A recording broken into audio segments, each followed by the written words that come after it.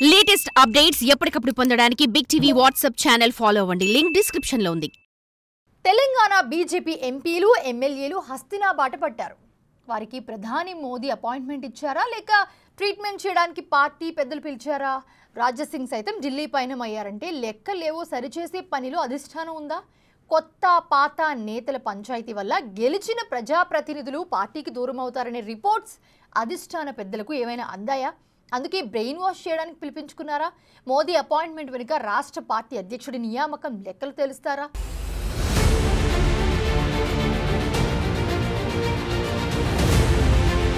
రాష్ట్ర బీజేపీ మేకపోతు గాంభీర్యాన్ని ప్రదర్శిస్తోందా అంటే అవుననే సమాధానం వస్తుంది. తెలంగాణలో ప్రత్యామ్నాయం తామే, రాష్ట్రంలో అధికారంలోకొచ్చేది మేమే, తెలంగాణ ప్రజలు బీజేపీ వైపు చూస్తున్నారని బీజేపీ నేతలు ప్రకటనలిస్తున్నారు. ఎన్నికలెప్పుడొచ్చినా అధికారం చేపట్టేది మేమే అంటూ బీజేపీ నేతలిస్తోన్న స్టేట్మెంట్లు గోబెల్ ప్రచారంలా ఉన్నాయన్న చర్చ పొలిటికల్ సర్కిల్లోనే కాదు, ఆ పార్టీ సానుభూతి పరుల్లోనూ జరుగుతుండటం గమనార్హం. అందుకు గత అసెంబ్లీ ఎన్నికల ఫలితాలే నిదర్శనమన్న అభిప్రాయాలు వ్యక్తమవుతున్నాయి.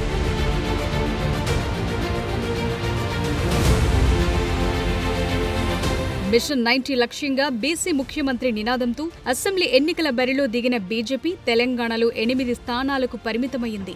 ఇక దేశవ్యాప్తంగా పార్లమెంట్ ఎన్నికల్లో 400 లక్ష్యంతో మోదీ ఫిర్ ఏక్ బార్ నినాదంతో హడావిడి చేసిన బీజేపీ కేవలం 240కే పరిమితం కావాల్సొచ్చింది. తెలంగాణలోనూ డబుల్ డిజిట్ పార్లమెంట్ స్థానాలు సాధిస్తామని చెప్పుకున్న కాషాయ నేతలు 8 స్థానాలే దక్కించుకోగలిగారు. అలా అనుకున్న లక్ష్యాలను అందుకోవటంలో పూర్తిగా విఫలమైనప్పటికీ ఆ పార్టీ నేతలు నేటికి అదే స్లోగన్స్, అవే గోబెల్ ప్రచారం, అదే మేకపోతు గాంభీర్యం ప్రదర్శించడం చర్చనీయాంశంగా మారుతోంది.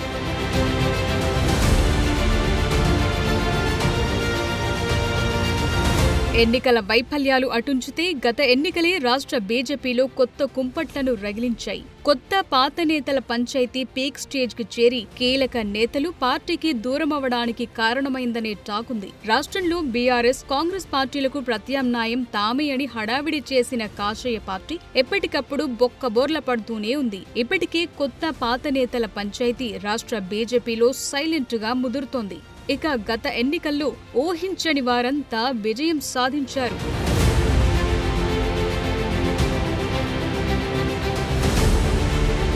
గెలుస్తారని ఎక్స్పెక్ట్ చేసిన వారంతా ఓటమి పాలయ్యారు. ఏలేటి మహేశ్వర్ రెడ్డి, రాజాసింగ్ మినహాయిస్తే అంతా కొత్త ముఖాలే ఎమ్మెల్యేలుగా ఉన్నారు.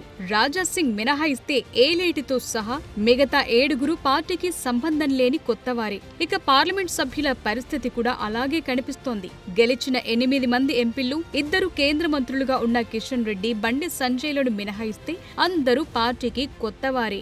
అలా గెలిచిన వారిని కూడా రాష్ట్ర నాయకత్వం నిలబెట్టుకుంటుందా లేదా అనే అంశం చర్చల్లో నలుగుతోంది. కొత్తగా పార్టీలోకి వచ్చిన వారితో రాష్ట్ర నాయకత్వం వ్యవహరిస్తోన్న తీరి ఆ అనుమానాలకు తావిస్తోందట.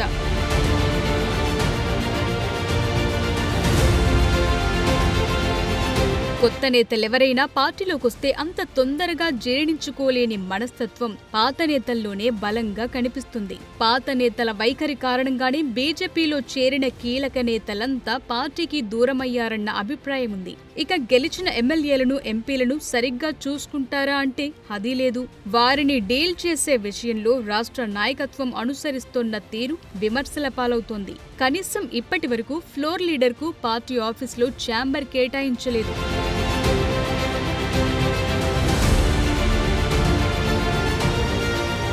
ఎమ్మెల్యేలు, ఎంపీలు, రాష్ట్ర నాయకత్వం మధ్య సమన్వయం పూర్తిగా కొరబడింది. ఆ క్రమంలో కొత్త పాత నేతల పంచాయతీలతో నేతలతో పాటు క్యాడర్లు కూడా గందరగోళం నెలకొంటోంది. అసెంబ్లీలో 4 లీడర్గా పార్టీలోకి కొత్తగా వచ్చిన ఏలేటిని ఎలా నియమిస్తారని పార్టీలోని పాత నేతలు ఇప్పటికీ సన్నాయి నొక్కులు నొక్కుతూనే ఉన్నారు.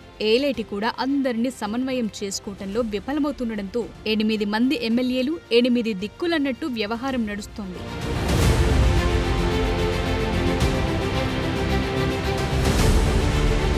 అటు కొత్త పాత నేతల పంచాయతీ, ఇటు ఎంపీలు ఎమ్మెల్యేలు వర్సెస్ రాష్ట్ర నాయకత్వం మధ్య గ్యాప్, మరోవైపు ఎమ్మెల్యేలు వర్సెస్ ఎమ్మెల్యేలు, ఇంకోవైపు అధ్యక్ష కుర్చీ పీకులాట వంటి తగాదాలు రాష్ట్ర బీజేపీని అధోగతి పాలు చేస్తున్నాయని పార్టీ వర్గాలు వాపోతున్నాయి. రాష్ట్రంలో ప్రస్తుతమున్న పరిస్థితుల్లో ఇతర పార్టీల కీలక నేతలంతా కాంగ్రెస్ వైపు చూస్తున్నారు. ఈ నేపథ్యంలో బీజేపీ నుంచి సైతం కీలక నేతలు పార్టీ వీడుతున్నారనే సంకేతాలేవైనా ఉన్నాయా?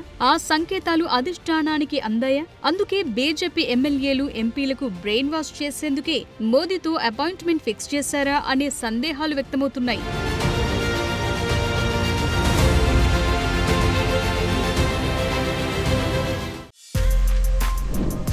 For more videos like this, subscribe Big TV channel.